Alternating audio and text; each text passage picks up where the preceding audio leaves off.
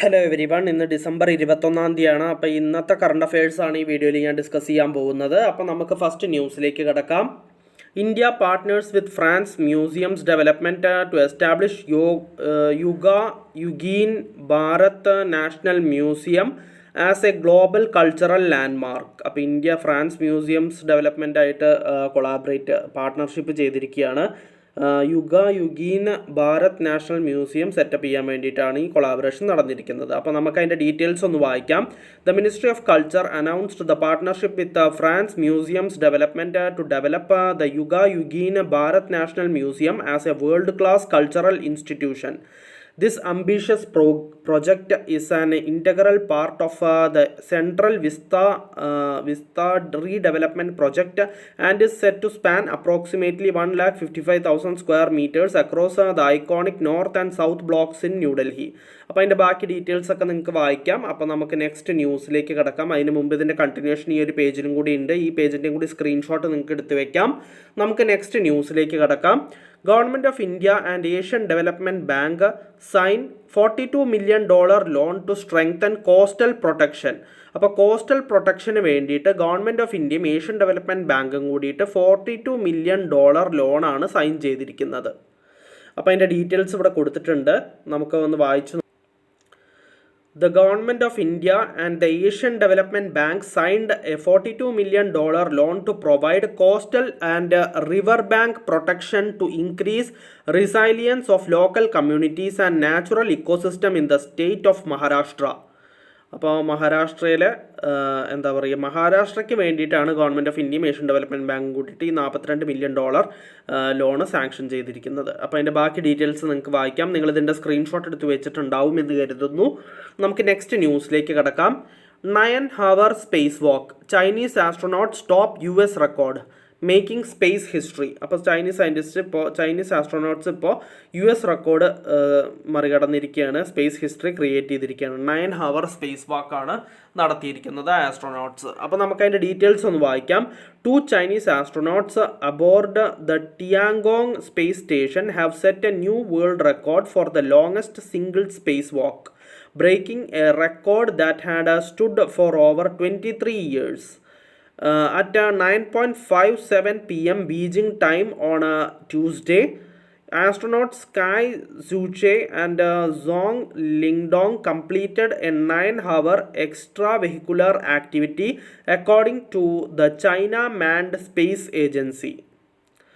അപ്പോൾ അവർ ഇത്രയും 9:57 p.m. Beijing ടൈമിന് ട്യൂസ്ഡേ ആണ് അവർ നടന്നത്.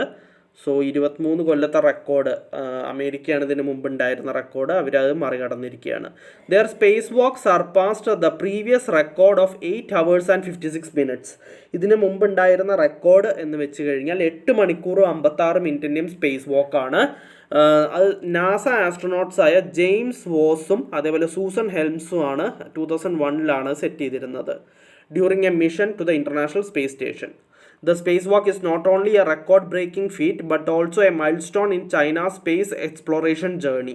അപ്പോൾ ഈ space walk record breaking feat മാത്രമല്ല, മൈൽ സ്റ്റോൺ കൂടിയാണ് ചൈനയുടെ സ്പേസ് എക്സ്പ്ലോറേഷൻ ജേർണിയെ സംബന്ധിച്ചിടത്തോളം.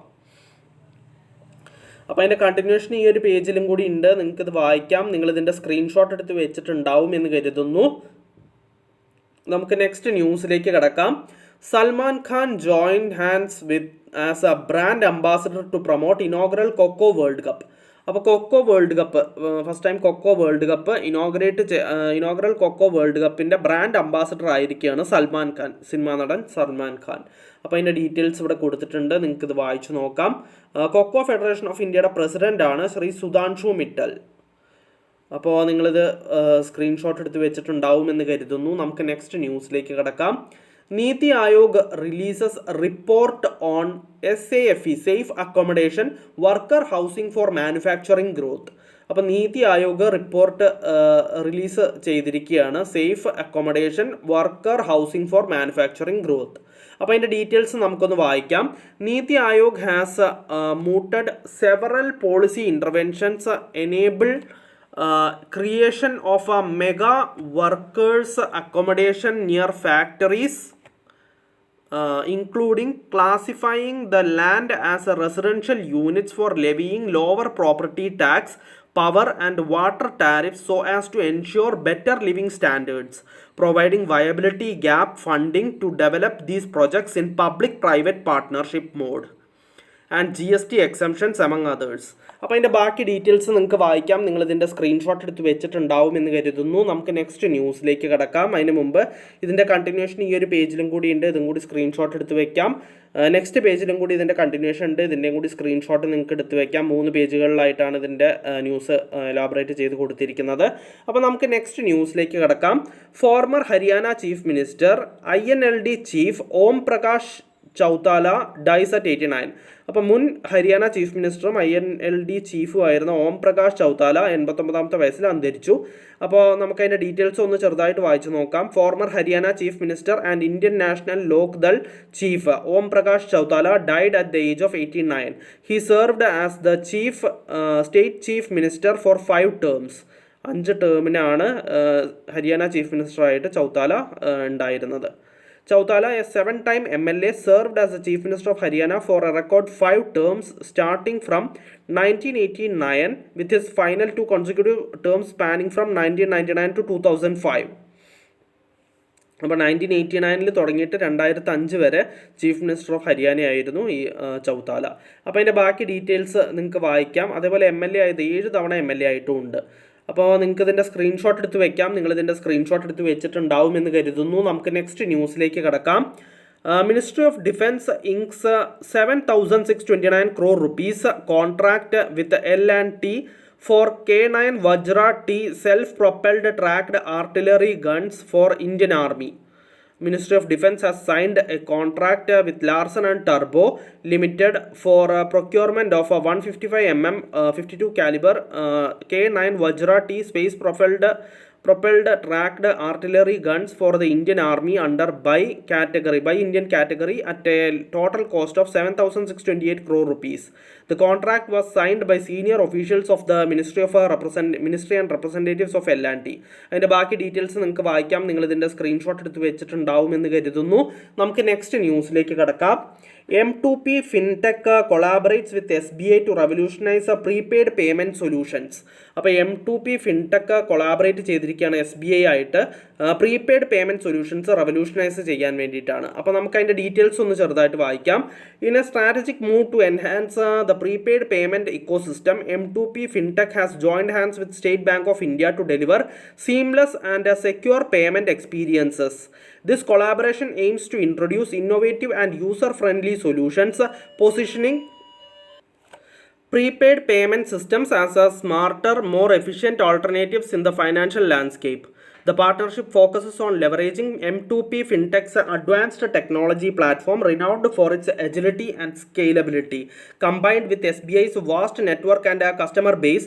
Together, they seek to address the evolving needs of digital payment users, ensuring convenience, security and reliability. അപ്പോൾ നിങ്ങൾക്ക് ഇതിൻ്റെ സ്ക്രീൻഷോട്ട് എടുത്ത് വെക്കാം. നമുക്ക് നെക്സ്റ്റ് ന്യൂസിലേക്ക് കിടക്കാം. ഇൻ്റർനാഷണൽ ഹ്യൂമൻ സോളിഡാരിറ്റി ഡേ ആയിട്ട് ഒബ്സർവ് ചെയ്യുന്നത് 20th December ആണ്. അപ്പോൾ the general assembly on 22nd December 2005 by resolution 60/209 identified solidarity as one of the fundamental and universal values that should underlie relations between peoples in the 21st century, and in that regard decided to proclaim 20th December of each year International Human Solidarity Day. അപ്പോൾ international human solidarity day 20th December ആണ്. 2005 മുതൽക്കാണത് ആചരിച്ചു വരുന്നത്. അപ്പോൾ നമുക്ക് next ന്യൂസിലേക്ക് കിടക്കാം. Goa liberation Day ആയിട്ട് observe ചെയ്യുന്നത് 19th December ആണ്. അപ്പോൾ Goa liberation day is celebrated every year on 19th December to mark the freedom of Goa from Portuguese rule in 1961.